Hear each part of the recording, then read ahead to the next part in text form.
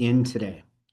Our webinar today is on the audit checklist. And actually, we've done this in the past. It's been about a little more than a year and a half ago. We did a webinar on audit checklist, but we're going to go ahead and revisit it because we have some new features in it today. Just to let you know, the audit checklist was initially developed to better record information about the cases that we track, right? So in the past, when we did some audits on some clients that we were asked to do, we noticed that some things weren't closed or data was missing. And so we tried to figure out a way to build a system that would essentially allow you to do your day-to-day case management even if you weren't able to get all the information you needed at the very beginning. So maybe there's demographics or things like that. But we wanted a way before you could discharge the client to be able to remind you, hey, you need to get that. And that's really where the audit checklist came from. It was originally designed for detention centers, and then we rolled it out for the client and court cases itself. So let's go ahead. I'm going to jump over into the Youth Center interface, and we're going to go ahead and take a look at the Youth Center and how this works. Now, many of you, if you've hopped on a Youth Center or have been using Youth Center a while, you probably have some of this turned on. And if you look at a client's summary and you go down into their menu, you'll see down at the bottom there, in the bottom left-hand corner, something called Audit Checklist. And if I go ahead and click on this, right now, there's nothing there. So if I have a client that's open, and if I go into their general profile and I look, we're missing a ton of demographic information. Or if I go back to their summary and I look, hey, they're currently still in programs, I can just go in and click their status and change that status to discharged, and the system's not going to care.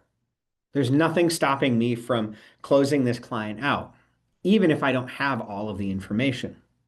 So the audit checklist was designed to help us gather that information before we go ahead and discharge a client. So I'm going to go ahead and open this client back up.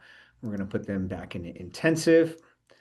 And let's look at what we can start to do with the audit checklist to make sure that we have all the information.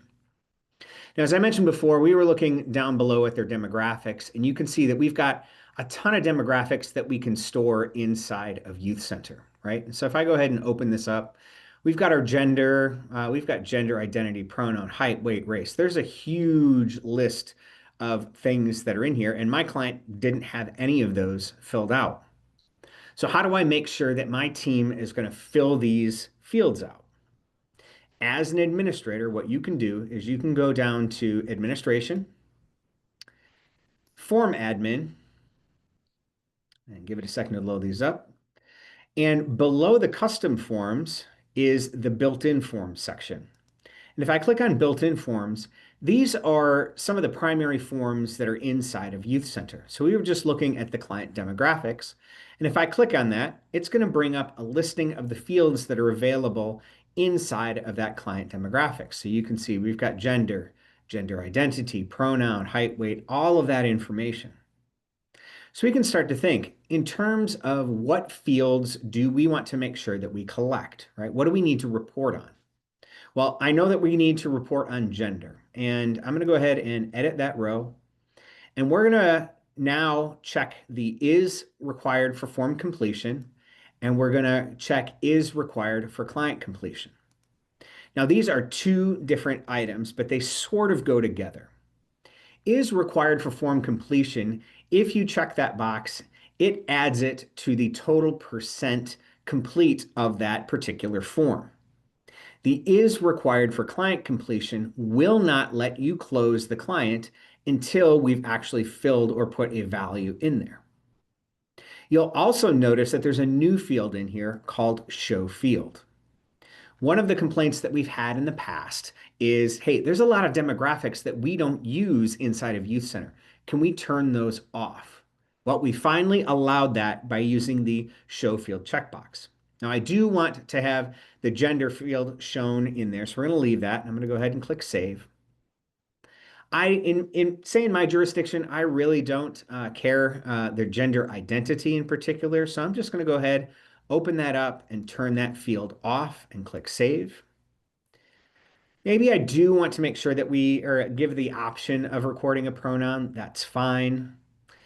We want to make sure that we record the race. So I'm going to go ahead and add in the race for form completion and for client completion. And I'll go ahead and scroll down. We want to make sure that we record if they're Hispanic Latino. And then we can go through and say, you know what, we don't track body build, facial hair, skin complexion. So let's go ahead. We're going to turn those off. So I'm just going to go through. That was body build, facial hair, skin complexion. We don't really care what their dominant hand is. So we're going to go ahead and turn that off as well. And we do want to know what their primary language is. So I want to go ahead and select that and make sure that we do that for client completion. And again, all I'm doing is going through and making a determination in my jurisdiction, which of these fields do we need to report on and which do we want to be able to show. So I can turn different things on and off in here, right? So AIDS, HIV, that was something that we used to track quite a bit for detention centers. I'm going to go ahead and turn that one off so we don't need to see it anymore. Let's see. Because we're a jurisdiction that doesn't have a detention center, I'm going to go ahead and turn off client restrictions because that's more of a detention center thing. And we'll do the same thing with restriction notes as well. So now that I've gone ahead and updated that client demographics field, let's go back and take a look at that client and their demographics. So I'll go back to the client and into the general profile. And now we're going to scroll down and look at the demographics. The demographics field has gotten significantly smaller because we've turned off those items. And if I use the Edit Demographics button in here, we're going to see that we have fields that have disappeared. We no longer have the body build, the facial hair, things like that. We still have hair color and eye color in here, but we've turned off some of those other fields. Now up at the top, you'll notice gender has a red star and a blue star. To create a record inside of Youth Center, we need to have a gender. So that's required. But we've added this blue star to say, yep, it's got to be filled out before we can close the client out. Notice we have the same thing with race and Hispanic Latino, right? So I only have one of these items in here that have been filled out, which is the gender. Now, if I don't fill those out, that's fine. I can just update whatever I need to, hit save. But if I go back down into that audit checklist and I select it, we're going to see that we've got the audit checklist item that's here. And if I go ahead and open this up, you'll notice that we have gender male, race unknown, Hispanic Latino unknown, and primary language unknown. So we know that we need to be able to record those items in there to make sure that we're going to fill out that client percentage. Same thing for client completion. And as I showed before, if I go back to that client and at this point say, you know what, we're going to go ahead and discharge them, the system's going to warn me, whoa, this client is not ready to be closed because we're still missing information that needs to be recorded with the client before we can close those out. Now, there may be cases where a supervisor should be able to override that. We're just not going to get the information. It's just not doable. Otherwise, if you're not a supervisor, you don't see that button, or the caseworker can say, all right, let's review the missing information and we can see the information that we're needing. Now let's go back and hit the general profile and we're going to go ahead and update our demographics to fill in the information that we need. We had our male. We need to record race based on the profile. We'll say Caucasian or white and not Hispanic Latino. And their primary language will be English. And I think that's all that we need along with their date of birth to be able to record this. So I'm going to go ahead and click Save. Now let's go back and look at our audit checklist. You'll see we have gotten our audit checklist. We've completed all the information, so it's showing 100% complete. Now, if I go to close this client, back to our summary and hit that status and change them to a discharge status, it's going to go ahead and let me close the client because we have satisfied the audit checklist for all of the items that are associated with this youth. Now, we've only done this with the demographic side of things, but there's a lot more that we probably want to be able to record. So let's look at some of the other options inside of that audit checklist. So again, I'm going to come down to the administration, and we're going to go into the form admin and back down to built-in forms. We were looking at the client demographics. A few other things that we might want to look at is the client team. So let's go ahead and look at the client team. For any of our clients that are in the system, we want to make sure that they have a team supervisor assigned to them. We want to make sure that the primary team member is associated with them. Maybe my jurisdiction doesn't have referees, so I can go ahead and say assigned referee, turn that field off and click save. And maybe those are the only two items that we want to make sure that we have for that client. Now I'm going to go back to the list, and we're going to go from the client team. Let's go down to physical placement. Now, physical placements are, it could be foster care, it could be a residential treatment facility, it could be another detention facility outside of my jurisdiction, or even inside of my jurisdiction if I don't have my own detention center. So those things we want to be able to track, right? We want to be able to track intake dates and release dates. Those are kind of important things to be able to track. So I'm going to go ahead and select our intake date. Yep, we want those to be required for completion. Also, you notice on this one, on the intake date, there is no show field in there.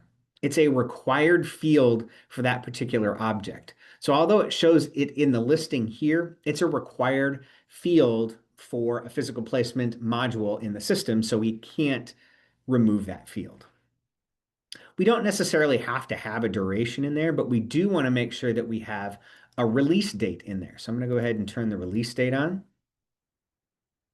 Now, another thing that I want to make sure that my intakes into physical placements, I want to make sure that my caseworkers are adding some sort of intake note and some sort of a release note. So in order to do that, I'm going to go ahead and select the intake notes, turn those on. Notice show field is back in there because that field is not required as part of the module. And I'm going to go ahead and do the same thing with my release notes. Make sure that those are required as well. So now that we've added some items to we've got our demographics, our client team, we've done a physical placement. We'll also do program placements as well. So program placements are our supervision status, our different programs that we're putting the youth in, whether that's community service, a wraparound program, anything like that, or any type of service that we're providing them. Just like our physical placements, we're going to have an intake date. So we want to go ahead and select the intake date, and we're going to mark is required for form completion and client completion. Again, this is a required field for that module in the system. So we want to make it, you're not allowed to hide that field. So we've got our intake date. We want to make sure that we have a release date. So we're going to go ahead and turn those on. And we also want to make sure that we have a program outcome selected. Are they successful? Are they not successful? Things like that. So we're going to go ahead and turn those on. And I've noticed many programs that add in intake and release notes for their programs. And I really liked seeing that with some of the clients we've recently audited. So I'm going to make sure that my caseworkers have to write some sort of an intake note. And I also want them to be able to add in some sort of a release note for upon their release. So now we've added and we're expanded our audit checklist. Let's go back and take a look at our client's audit checklist and see what we've done. So if I go ahead and click their audit checklist, we're going to notice that our client percentage completion has been reduced because we now have to fill out the client team form, and this client currently doesn't have a supervisor. So we need to be able to go fill that out. We also have physical placements. If I click on that physical placement, it'll bring me down. He's currently in a foster home, and if I scroll down, we have an intake date and we have intake notes, but they're not released yet. So of course, we're not going to be able to close them because they're not released from their foster care placement. Likewise, on these programs, this youth is currently in different programs. So we've got parents group, drug alcohol awareness, community service, intensive probation. Looks like we had something in probation that maybe we're missing. Oh, it looks like we missed intake and release notes on something that was already closed. So now we can go ahead and start looking at those different objects or modules in the system to make sure we get those filled out. Now, I don't have to go hunting through the menu system here. I can just simply click this down button or just click this out button here, and it will take me to where that client team is at. Now, I know that I have to add in a team supervisor, and you'll notice that those blue stars are now appearing on the fields where that audit checklist has come into play. So we're going to make Caleb our team supervisor here, and I'm going to go ahead and click Save. Actually, before I do that, if you recall, we also removed the referee here. So that referee item no longer shows up. So if my jurisdiction doesn't use or have referees, we can remove that. It's one extra field we don't have to worry about. We can add it in if at some time we do get one, but we don't have to have it in there. So I'll go ahead and click Save. And we'll go back to our audit checklist. And now our client is back at 100% because we've completed the client team form. Next up, we can go back down and we can start looking at these different programs. And we notice that our probation, which is already closed, they have an intake date and a release date. However, they're missing intake notes. So I can go ahead and click on that button and it'll take me to that particular program placement where I can edit.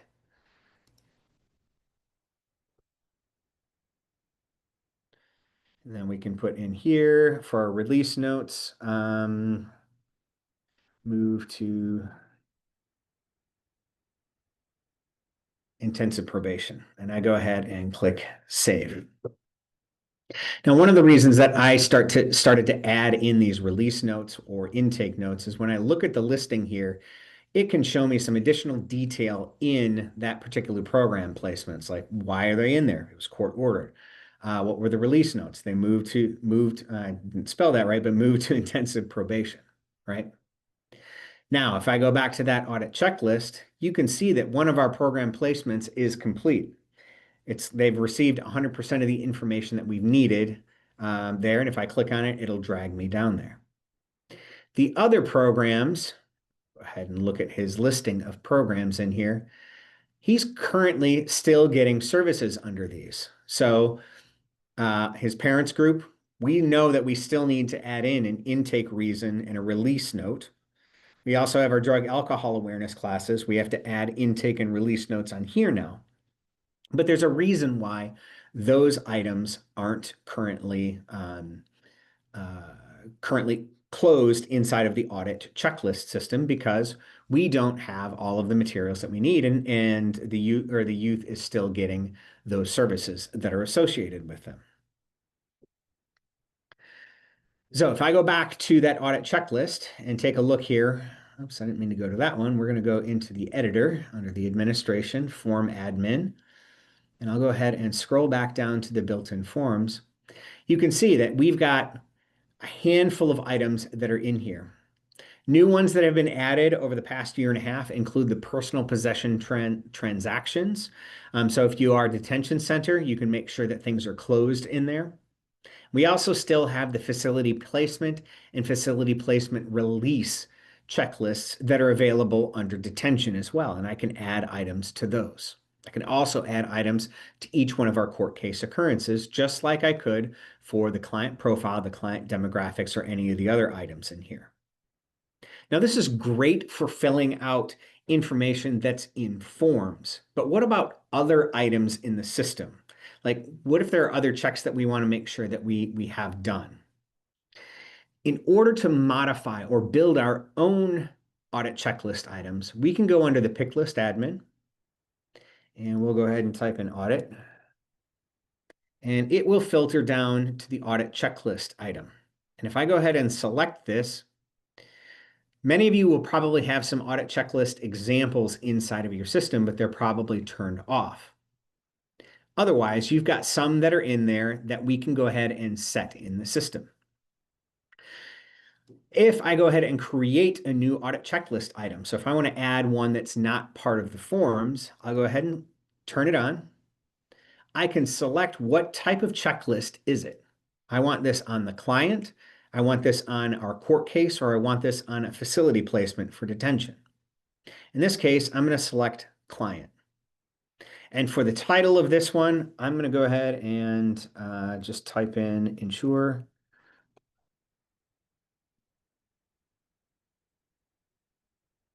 Ensure client's name is spelled correctly, and I can put a description in here.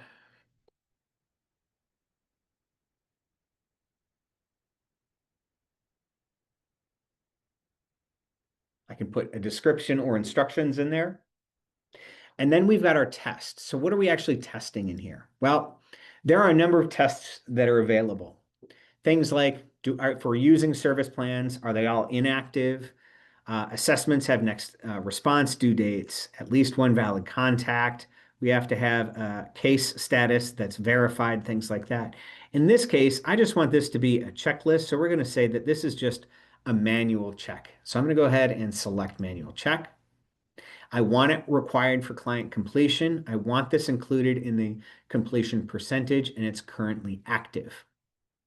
I can also set an order. So where do I want it to show up in there? Otherwise, it's going to show up in alphabetical list, and I'm just going to leave that.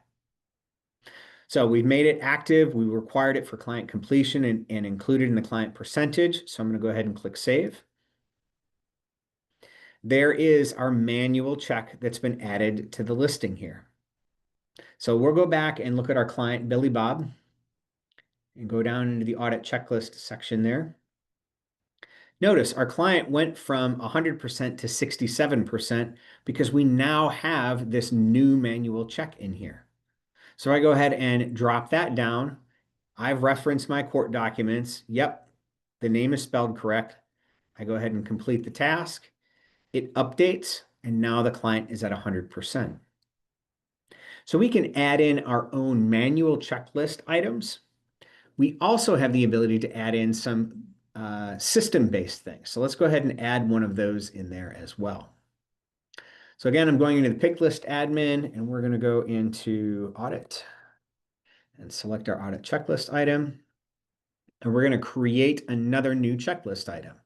And I want this, again, I'm going to put this on the client. And we're going to go ahead and look at the tests first. I'm going to go ahead and come down, and we're going to say, we want to make sure that the client has at least one valid contact. So the client must have at least one active living contact or relationship that's associated with them. So the system is going to check for a contact that's associated with them. So we're going to say,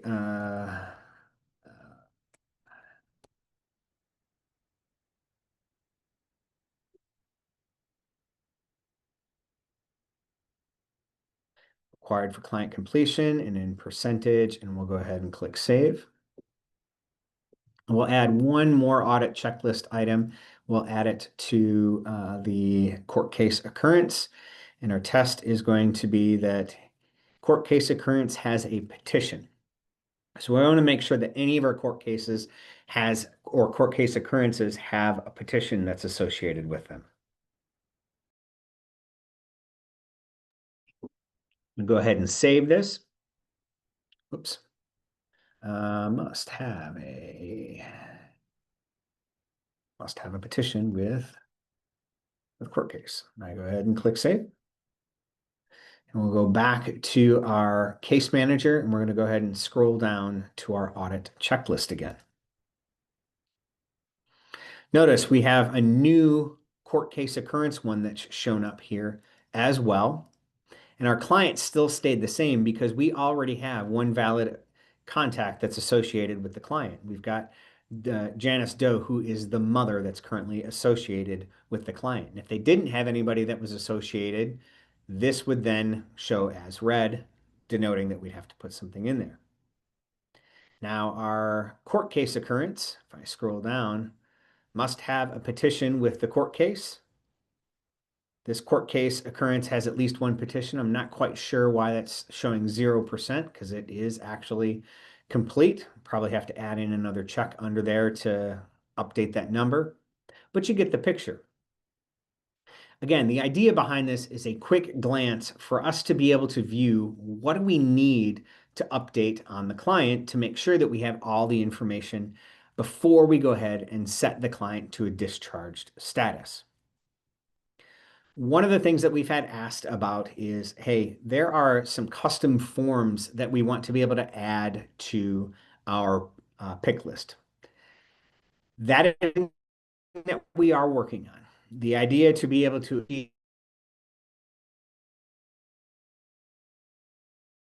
create an audit checklist we are working on. I don't have a estimated release time for that, but it is something that we're working on. So if you do have or are using the custom forms, hey, we need the release of information form filled out. You can go ahead and check that, right? Or it will automatically check that release of information form. If it's been filled out, it will automatically check that. Otherwise, you can go ahead and add one of those into the system. That about sums up what we've done with the audit checklist here as it pertains to some of the new features that are in there, being able to remove some of the fields, adding some new checks into the system. And I hope that you all found this educational. But I'm going to go ahead and hang on here just for a little bit before we close the webinar. And if you have any questions, please feel free to drop them in the Q&A or the webinar chat, and I'll go ahead and answer them. Otherwise, I appreciate your time. Thanks for checking us out. And again, if you do have any questions, please don't hesitate to reach out. You can always reach us at support@youthcenter.net or youthcenter.net/contact and fill out the support request. Again, I'll hang out here just for a few minutes if there are any additional questions. Otherwise, we'll go ahead and close out this webinar.